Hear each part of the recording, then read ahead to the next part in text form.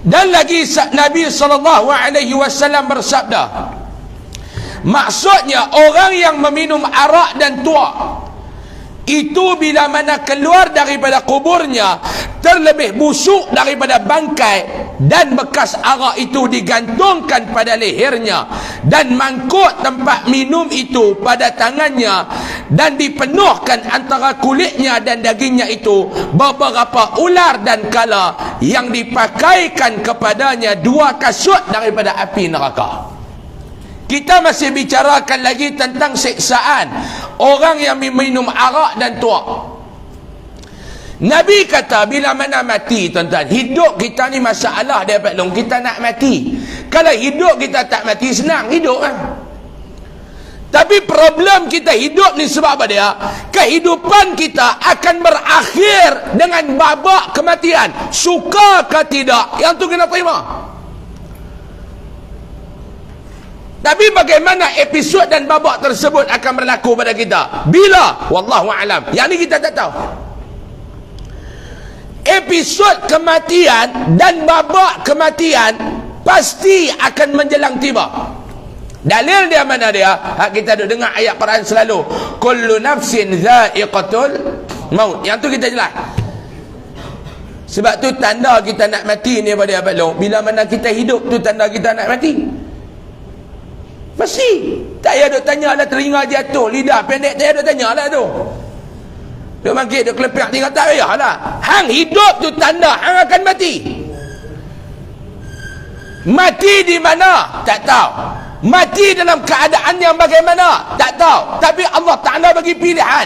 Sama ada hang nak mati dalam keadaan husnul khatimah, ataupun hang nak mati dalam keadaan su'ul khatimah. Pilihan tu Allah Ta'ala bagi kat kita. Tapi bila nak mati tak tahu. Di mana nak mati tak tahu. Jam berapa nak mati tak tahu. Tak tahu. Dia bukan ada syarat Pak Long. Syarat nak mati kena sakit, tak ada syarat. Syarat nak mati kena tua, tak payah ada syarat. Tak payah ada syarat. Kadang-kadang orang kata sakit apa, tak ada apa, batuk tak ada. Pergi hospital, doktor buat keluar punca kematian serangan jantung. Aduh lah. Serangan jantung tu nak bagi ada bin juga, mati sebab apa dia? Tak ada apa tuan-tuan. 3 hari lepas kawan saya mengaji sekolah rendah, sama duduk sebelah menyebelah, umur sama 32, pergi kerja balik berehat zat tepi jalan, dia bawa kereta, dia mengantuk sangat, dia tutup enjin, dia buka tingkap kereta, lena daripada pukul 5 petang, orang pergi tengok 9.30 tak jaga, gerak tak ada dalam kereta, tak ada punca apa pun. Tak long, itu masalah kita ni. Sebab tu Ibnu Athaillah, kalau tak silap saya, dia kata apa dia? Dia tanya kepada anak murid dia, kalau tak silap saya, siapa di kalangan hampa yang tak percaya, yang tak yakin lepas hidup ada kematian? Cuba angkat tangan. Dia tanya. Di kalangan hampa ni, dia kata, siapa yang tak yakin lepas hidup dia akan mati? Angkat tangan. Tak ada siapa pun angkat, sebab benda tu duduk tengok depan mata. Yang kedua, siapa yang di kalangan hampa yakin lepas hidup ada mati? Angkat tangan. Semua angkat tangan.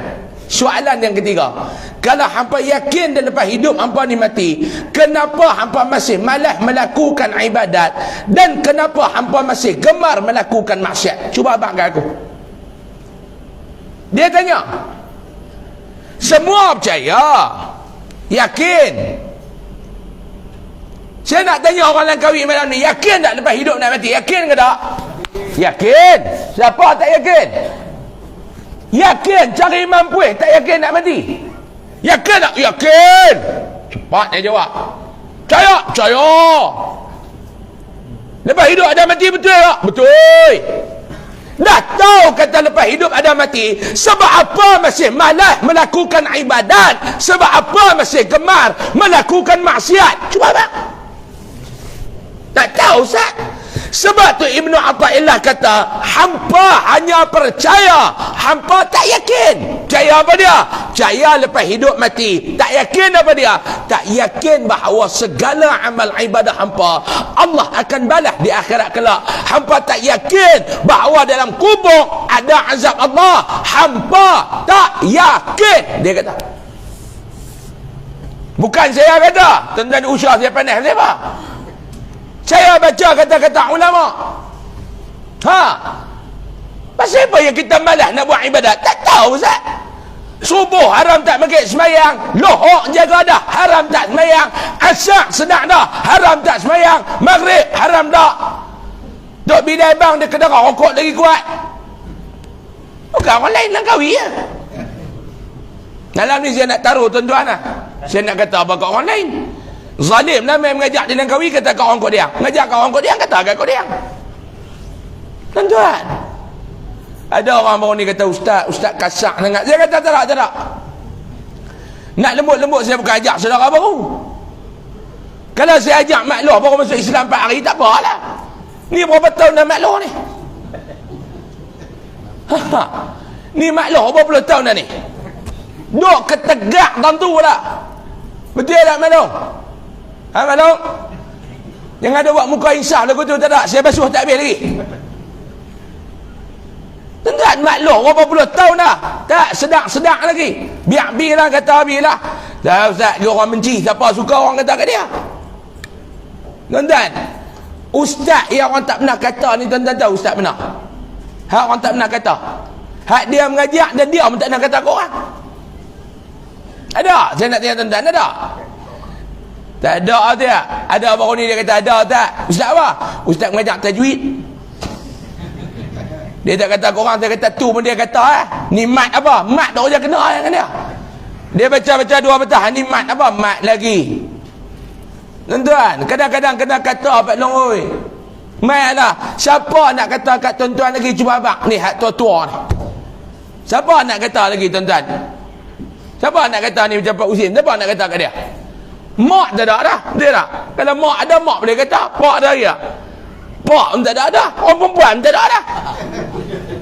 Gelak terah Meta mak tak ada dia sengak. Pak tak ada, meta perempuan tak ada, dia gelak terah. Ada maksud kot. Bulan lepas kami baru makan kenduri arwah, bukan bulan depan nak makan kenduri kahwin kot. Dah. Kasar kat Pak Uzian ni pun. Bulan lepas baru kita nak meratik makan kenduri arwah kan. Saya main mengajak bukan bulan depan kami nak buat kenduri kesyukuran kot. Dan Zat, sabar Zat. Carilah tempurung nyok kat rumah tu katok Zat pada duduk tu, sabar Zat. Nanti kita kira lain. Mangkak tolong berik Zat Pak Uzian kita ni. Ni berik tak apa nak lekat dah Pak Uzian pun. Siapa nak kata tuan-tuan? Siapa nak kata? Tuan-tuan cuba fikir siapa nak kata? Mak tak ada dah. Kalau mak ada, dia boleh lah duk kata kat kita. Pak tak ada dah. Siapa nak kata? Bini nak tegur, tak berani. Bini tegur, dia kata, hang cermat. Anak kau tu kan anak kau ni. Bini diam. Anak tegur, hang nak jadi anak terhaka, hang buat kat aku. Siapa nak tegur tuan-tuan? Siapa nak tegur? Mat kuliah lah ustaz nak kata. Mat dengar ustaz nak kata apa? Hang kata lah ustaz. Hang tiba kau tengah belakang kedegung. Hang kata lah. Ustaz pun tak boleh kata. Siapa nak kata kat tuan-tuan? Tuan-tuan cuba abang mai kata. Tuan-tuan nak Allah bagi perteguran direct pada tuan-tuan. Teguran Allah Ta'ala ni kalau direct pada kita teruk Pak Long oi. Duk lena malam elok-elok, jaga-jaga pagi, mulut tak boleh buka, sengit sebelah, lumpuh. Masa tu anak buat. Masa tu baru anak ingat. Tu pun kadang-kadang tak sedar. Mulut sengit di sebelah pun nak kata kat orang juga. Ada saya jumpa sekali, mulut tu sengit tu. Perongoi, sampai kita tak boleh buat apa. Sudah lah tu. Dan bini dia duduk cakap, bini dia duduk tiap. Aku tendang. Tendang apa? Teluk hang membini tolong besok. Hang nak tenang orang. Ni mula dah. Ini tak sedang orang. Teluk membini tolong besok. Kencin berak bini tolong besok, dah kira nak tenang bini dia. Ni balong, orang yang minum arak ni balik-balik. Nabi kata apa dia? Bila dia mati kelak, Nabi kata dia keluar daripada kubur dia, keadaan dia lebih busuk daripada bangkai. Lebih busuk daripada bangkai. Bangkai tu busuk dah tuan-tuan ni. Lebih busuk daripada bangkai. Tikus mampu atas sini rumah, busuk satu rumah. Kucing mampu dalam rumah, busuk satu rumah. Tuan-tuan bayang kalau bangkai manusia tuan-tuan ni. Dalam banyak-banyak bangkai ni, bangkai manusia lah yang paling busuk. Ni kita nampak lawa ni pasal hidup. Cuba mati 4 hari, lawa lagi kah? Mati 4 hari, lawa lagi kah tuan-tuan? Ni hidup ni muka lawa, tangan nampak lawa, hak maklum-maklum tu lawa, kulit tak sangga belu, tak sangga tu. Pasal hidup maklum oi. Dah mati ni maklum utara nak hidup, busuk, bangkai. Dan bekas arak itu digantungkan pada leher dia. Dia bangkit pergi mana ni? Balik pergi padang mahsyar lah. Bekas yang dia duk minum arak, Allah Ta'ala suruh malaikat gantung dekat leher dia.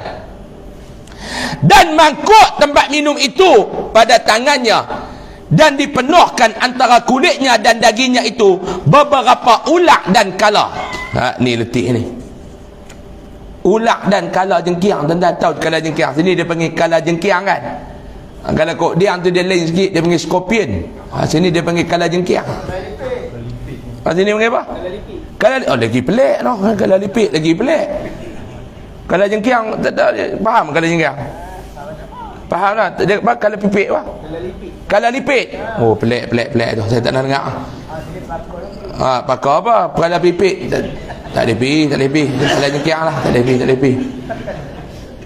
Kok dia panggil scorpion, Pak Uzin? Scorpion.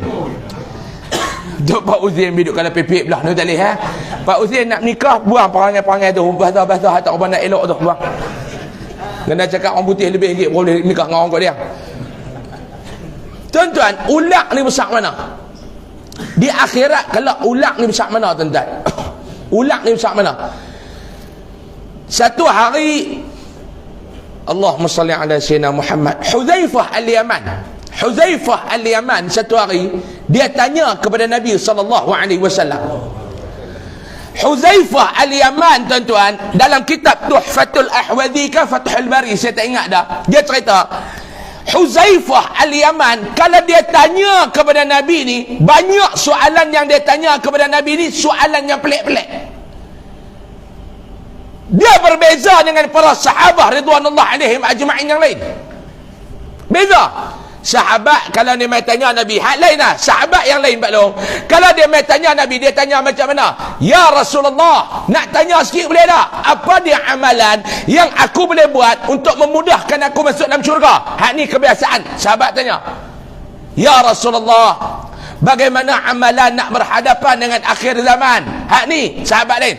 Huzaifah al-Yaman, dia bukan tanya lagu tu. Dia mai tanya Nabi, antara soalan yang dia tanya, Ya Rasulullah, apa fitnah yang akan berlaku selepas kamu tak ada nanti? Pelik tak? Soalan dia tanya ni pelik. Dan antara soalan yang dia tanya dekat Nabi ni, Ya Rasulullah, kamu duk cerita banyak dah, dalam neraka ada ulat, dalam neraka ada kalajengkiang. Besar mana ya Rasulullah kalajengkiang dan ulat dalam neraka ni? Besar mana? Nabi jawab soalan daripada Huzaifah al-Yaman. Nabi kata, wahai Huzaifah, sekecil-kecil ulat di dalam neraka sama besar dengan leher unta atas dunia. Paling kecil. Tuan-tuan bayang balong, berani tak? Ni hang nak buat maksiat, hang nak buat dosa ni, fikir hang masuk dalam neraka, teman hang adalah ulat. Sekecil-kecil ulat di dalam neraka sama besar dengan leher unta atas dunia. Cuba fikir. Tedung selah pun hang takut nak mampu lah. Betul tak? Tedung selah pun hang takut dah. Tuan-tuan, tedung selah besar mana apa lu? Tedung selah besar mana? Besar mana tedung selah? Samakah dengan tak sama? Cuba fikir. Sini tak ada taman ulang, ada Langkawi taman ulang, ada? Betul tak ada? Dulu ada. Ulang sini panggil apa? Tazak kalau jengkang panggil pepek-pepek tu apa dah? Ni ulang ni panggil apa tak? Senik.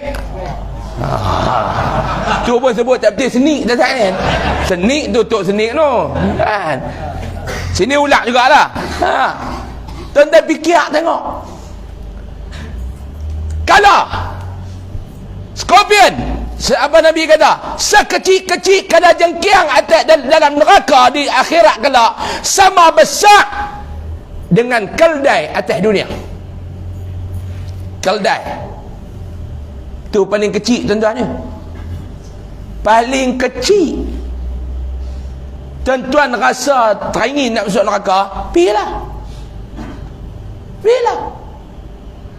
Lepas tu Huzaifah Al-Yaman tanya yang kedua, ya Rasulullah, takut sangatlah dengar azab, dengar ular, dengar kala dalam neraka ni besar tu. Ya Rasulullah, apa pesanan yang kamu nak pesan kepada orang yang teringin juga nak buat maksiat, yang teringin juga nak buat kemungkaran kepada Allah? Tuan-tuan, dia teringin, dia dengar azab-azab, dengar, bukan dia tak dengar, tapi dia teringin juga nak buat maksiat. Apa pesanan kamu ya Rasulullah? Nabi kata macam ni lah, kalau teringin nak buat juga maksiat, satu je syarat dia. Apa dia syarat dia? Jangan buat maksiat tu dalam muka bumi Allah, pergi buat tempat lain. Tuan-tuan, kalau teringin juga nak buat maksiat, silakan, tapi jangan buat maksiat di dalam muka bumi Allah Subhanahu wa ta'ala, pergi buat tempat lain.